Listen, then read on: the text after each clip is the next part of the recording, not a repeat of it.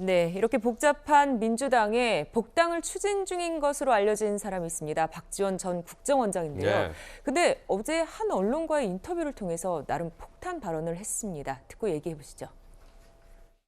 소위 국정원에 보면은 정치인, 기업인, 언론인 등 우리 사회 모든 분들을 조난 자료, 엑스파일을 만들어 가지고 보관하고 있어요.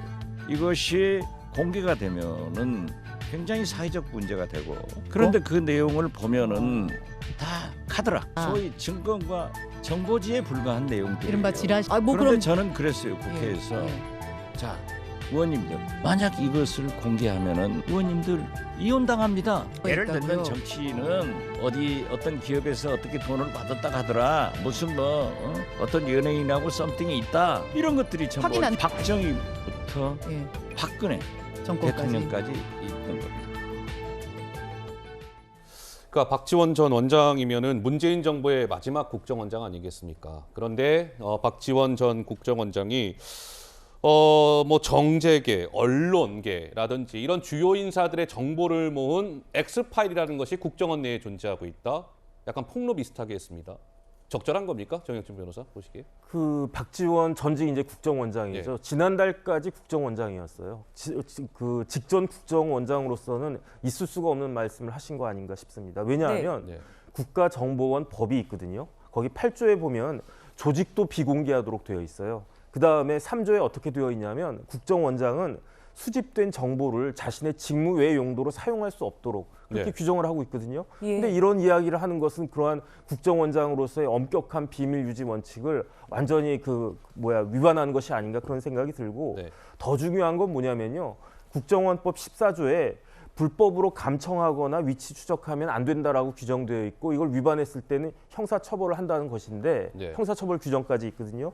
그런데 박지원 전 원장 말씀을 들어보면은 그와 같이 수집된 불법 자료가 지금 엄청나게 많은 자료가 국정원 내에 있다는 거 아니겠습니까? 예. 그러면은 이게 굉장히 위법하고 안 좋은 건데 이렇게 대놓고 이야기할 것이 아니고 본인이 국정원장으로 재직했을 때 어떻게든 처리를 했었어야 되는 것이 아닌가. 예. 그 처리를 안 한 것도 문제고 안에 그런 것들이 있다라고 하는 것을 대외적으로 공표하는 것도 문제고, 아주 공직자로서의 기본적인 자세가 되어 있는가 하는 생각까지 들 정도로 이른바 정치 구단이라고 하는 박지원 전 원장이 왜 저런 말씀을 하셨는지 납득이 좀 가지 않습니다. 근데 네. 이현정 의원께 질문을 드리고 싶은데, 그러면 박지원 전 원장이 얘기한 저 엑스파일 뭔가 그러면 이게 뭔가 국정원이 은밀하게 불법적으로 뭔가 자료를 보관하고 있는 것 아니냐라는 좀 뉘앙스가 풍겨질 수도 있는 대목인데 네. 어떤 겁니까 사실관계는? 그러니까 이게 지금 예. 국정원이 이제 국내 정보 수집을 이제 안 했지 않습니까? 문재인 예. 정부 들어서 그 전에도 이 조난 자료라 그래서 조난 자료는 폐기하지 못하는 자료입니다. 주로 이제 인사할 때 이 조난 자료들을 좀 참고를 하거든요. 그게 쭉 이제 축적돼 왔던 것이죠. 예전에 아마 그런 것도 있었습니다.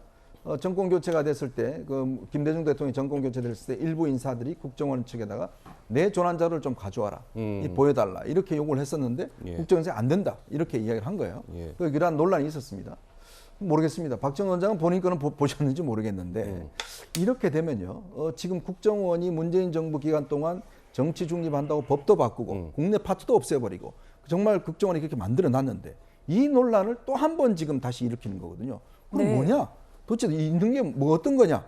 이거 논란을 또 한 번 지금 불러일으켜서 네. 그렇다면 이게 또 국정원을 정치의 지금 소용돌이로 좀 끌고 가는 문제 아닌가? 네. 국정원이 내부적으로 굉장히 곤혹스럽다고 이야기를 합니다. 어허. 네. 그럼 어떻게 하겠습니까, 직원들이? 이 그러니까요. 엑스파일을 지금 공개할 수도 없는 거고. 맞다고 할 수도 없고 그러니까 아니라고 할 수도 없고. 그러면 이거를 지금 국회의원들한테 이걸 뭐 법을 만들어서 폐기해달라고 이야기할 텐데 폐기하면 분류를 해야 될 거 아니에요, 그러면.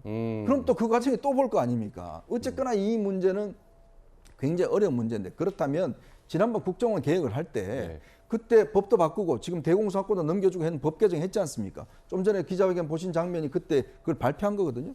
그럼 그때 그 이야기를 하셔서 법으로 만들어서 아예 그냥 없애버리든지 그걸 뭔가 이야기를 해야 되는데 지금 있다라는 사실을 국정원장이 확인을 해줘 버렸잖아요. 하하. 네. 그러니까 확인 자체도 이게 상당히 문제가 되는 겁니다. 예. 이런 게 있다는 거 확인만 하더라도 이게 문제가 되는 걸 확인할 수가 없는 거거든요. 그래서 국회 정보위는 비공개로 하게 돼 있습니다.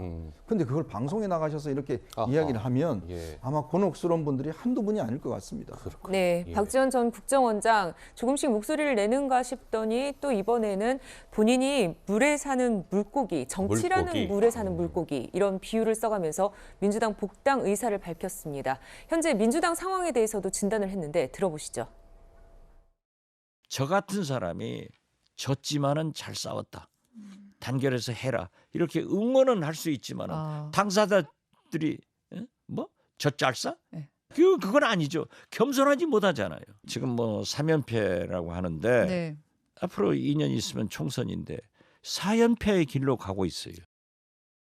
네, 박지원 전 국정원장 4연패를 언급하면서 최진봉 교수님 이것은 본인의 역할론을 강조하기 위한 것인가요? 뭐 그런 부분도 있는 것 같아요. 그러니까 본인이 네. 정치적으로 뭐 원로이기도 하고 오랫동안 정치를 하셨으니까 본인이 민주당 가서 그런 부분을 좀 바꿀 수 있다 이런 뉘앙스가 들리네요. 저는 개인적으로 뭐 본인이 그런 의도를 하셨는지 모르겠지만, 예. 근데 뭐 어쨌든 저는 국정원장으로서 있으면서 했던 일들에 대해서 여러 가지 얘기를 하는 건 저는 바람직하지 않다고 생각해요. 그리고 예. 본인 입장에서는 어쨌든 민주당에 들어와서 정치를 하고 싶어 하시겠죠. 당연히 저는 그럴 거라고 보고, 뭐 제가 볼 때 정치를 마지막 순간까지도 하지 않을까. 저는 개인적으로 박지원 전 원장이 그렇게 하실 것 같아서 아마 복당 신청도 하실 것 같고 민주당에 들어와서 여러 가지 활동을 하실 텐데, 뭐 모르겠습니다. 지금 말씀하신 것처럼 본인이 들어온다고 해서 민주당이 확 바뀌고 뭐 이럴 수 있는 구조는 아닌 것 같아요. 뭐 네. 역할을 네. 하실 수 있겠지만 그러나 제한된 역할에 그치지 않을까 그렇게 생각을 합니다. 알겠습니다. 뭐 박지원 전 원장 뭐 당대표 출마설도 흘러나오고 있고 2년 후에 원래 지역구가 목포잖아요. 목포에 출마할 것이다. 뭐 여러 가지 관측이 나오는데 박 전 원장의 행보도